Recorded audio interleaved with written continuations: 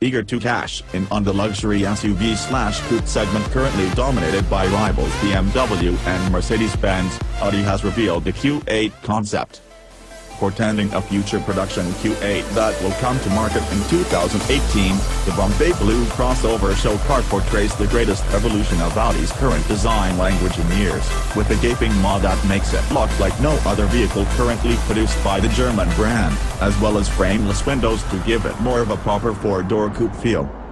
Dimensionally, the Q8 Concept is very much a chopped Audi Q7. Sitting on a wheelbase just 0.3 inch shorter than that of the Q7, the four-passenger Q8 Concept 198.0-inch overall length and 67.2-inch height fall short of its three-row counterpart by 1.6 and 1.3 inches, respectively. However, the Concept's broad hips result in an additional 2.9 inches of width compared with the Q7. Audi chose to emphasize the Q8 Concept's breadth by implementing a full-length taillight design and 1980s Quattro-inspired design cues such as flared fenders at all four wheels, a wide, raked C-pillar and additional intakes atop the Concept's 8-point grille further tie the crossover's design to that of the classic Audi rally car.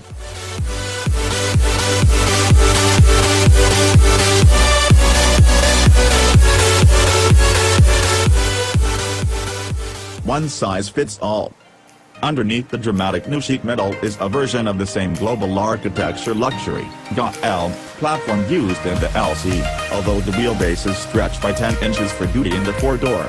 Lexus no longer is offering a choice between standard and long wheelbase versions, instead going with the single size to better align the LS with its German rivals in the US market. The Audi A8, the Mercedes-Benz S-Class and the BMW 7 Series are sold here only in long wheelbase form. The new LS's overall length is up by 1 inch over the outgoing long wheelbase LS, which puts the new car in the same size neighborhood as the Benz and the BMW.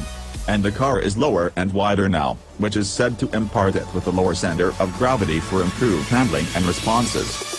The same front and rear multi-link suspension setup that imbues the LC with spirited handling is employed in the LS, as is a rear-wheel steering system. Air springs are optional. Cars still equipped have an access mode that automatically raises the sedan for easier entry and exit. All new powertrain.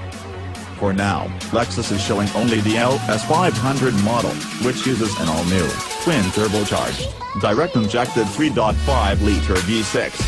Output is 415 horsepower and 442 pounds-to-foot of torque, numbers that put this six-cylinder somewhat in the hunt with competitors' V8 test, including the 449 horsepower Mercedes-Benz S550 and the 445 horsepower BMW 750i.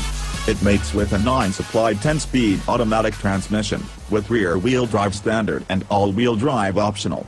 A claimed 0 to 60 mph time of 4.5 seconds for the rear drive model is impressive, no surprise given the new engine's 29 horsepower and 75 pound-to-foot boost over the rear drive version of the outgoing LS460 with its 4.6-liter V8.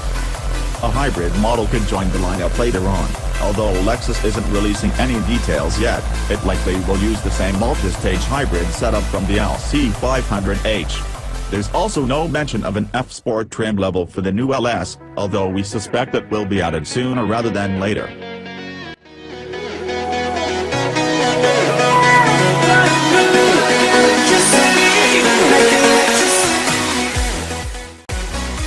The Q8 Concept is more than just preview a new Audi model, though. Inside, passengers are greeted to a barrage of touchscreens, which Audi says portend a system coming to the new A8. Nevertheless, we hope the brand's flagship sedan refrains from the Q8 Concept's screen overload. While Audi didn't provide much in the way of interior dimensions, the company claims the crossover maintains ample headroom for rear passengers despite its sleeker roofline.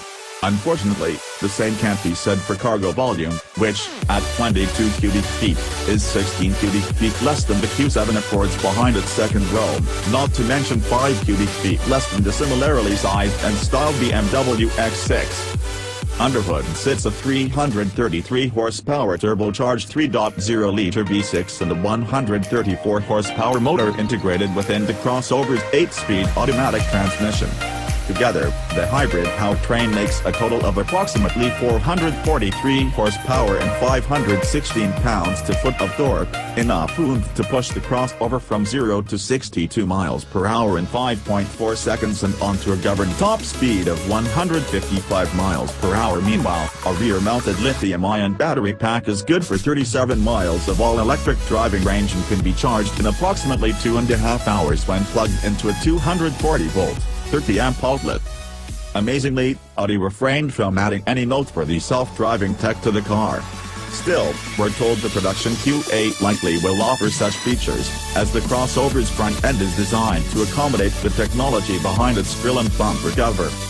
When the Q8 eventually makes its way to market at the end of the year, expect the low-slung crossover coupe to include a smorgasbord of powertrain options, including a V6, a V8, a gasoline-electric hybrid e-tron model, and possibly even an RS-Q8 with a 500-plus HP twin-turbocharged V8. Consumers across the pond are also bound to see a handful of diesel options. However, we're not counting on Audi equipping US-bound Q8 models with this engine option. No matter the powertrain, though, expect the Q8 to sport a premium of at least $5,000 to $10,000 over the Q7. We'll know more later in the year, when Audi is expected to formally reveal the production Q8.